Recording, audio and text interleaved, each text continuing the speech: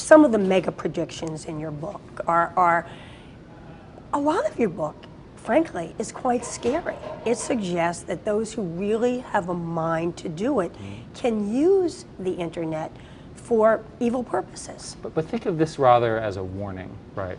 We're saying these things could happen. We're not saying that they will happen. And think of it as a template for how to go attack that problem. Let's go figure out a way to make sure that, for example, the sort of criminal gangs don't combine with evil terrorists together to become hacking collectives, which we talk about in the book. Let's make sure that people have enough privacy and enough control over their devices that governments don't put spy software on them.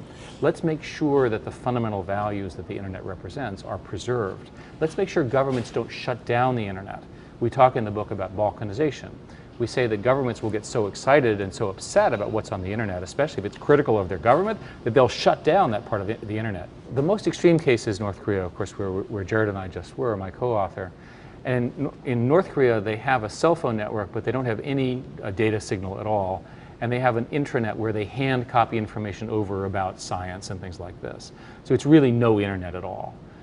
If the internet arrived in North Korea, people would actually learn to doubt what the government was saying. It's probably the best thing that we could do from a safety perspective with North Korea, because the people who are currently brainwashed at a level that I have never seen in my entire life, they literally believe everything literally that they're told by the now respected leader, including all these things about America and our policies against them, which is all, of course, completely false. They actually believe it, and giving a little bit of doubt, getting people to think, being a little creative. If the internet does that, we will be safe.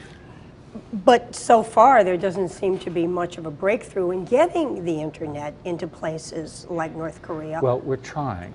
The reason that people like North Korea, the countries like that, they need the internet because they need the economic growth. They need the information. They're being shut out of the global conversation. So our theory is that if you're part of the global conversation, you will also get some of the democratic values. You'll get some of the creativity. You'll get some of the new ideas. And this is important for these countries because these countries want economic growth. Without economic growth, their citizens will revolt anyway. So a worst case scenario is that China, for example, who has trade with African firms, African countries, could do a minerals for technology trade, where they take the minerals that they need from Africa in return for the censorship technology that China has built and put that into Africa, into some of these dictatorships. That would be bad. You write in your book that on one hand, while groups can use technology to overthrow bad governments, as in the Arab Spring, governments are also going to get better at blocking and repressing the flow of information. The question right now is who ultimately wins. Does the sum of the empowerment of the citizens win, or do the governments and their technical strategies to censor win? We think overall that the citizens will win, but we think it's going to be a tough fight.